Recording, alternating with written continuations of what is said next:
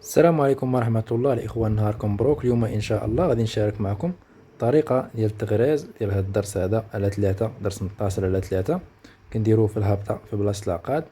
كيف ما كنشوفوا يعني كنخدموا درس متصل، وكنعقبوا نخدموا فوق منه الثاني، وكنعقبوا نخدموا الثالث، يعني كيجينا بهذا الشكل هذا، يعني درس متصل على 3، وكنبداو نغرزوه يعني بهذه الطريقة هذه. كيف ما كنشوفوا دابا هاد الطرسان ديال التغريز، فهذا راه يعني خادمينو مفتل، يعني طرسان نسوقيه يعني على جوج، وكل جهه مبرومه وحدها وجامعينهم، ولكن البريم ديال المفتل. كيف ما كنشوف يعني خارجين دابا من هاد الوسطانيه هذه، كنخليو واحد الحده كنفوتوها، وكنجيو لهادي كاينه في الجنب هنايا، وكنشدو فيها الضربه هذه بحال ما هكا بالبرا، كيدوز يعني داك الخيط ديال التغريز من وسط منه، او طرسان ديال التغريز او مفتل على حسب كل شنو كيسميه.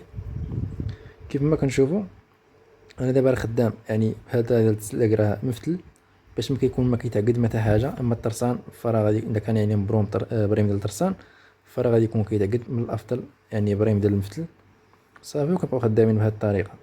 كيف ما كنشوفوا دابا بحال دابا خارج من الوسطانيه، غادي نفوت دابا وحده، وغادي نجي لهادي ديال القنت، وغادي نركب فيها البرا، وغادي نخرج يعني من ديك الوسطانيه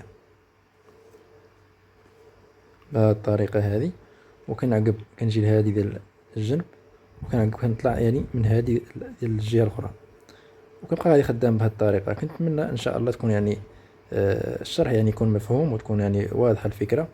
بالنسبه للمبتدئين راه هما اللي كنحاول دابا كنشرح لهم شويه، اما بالنسبه للمعلمين اللي كيخدموا فراه درس متصل يعني على 3 تغريز، فراه عارفينه يعني. بحال دابا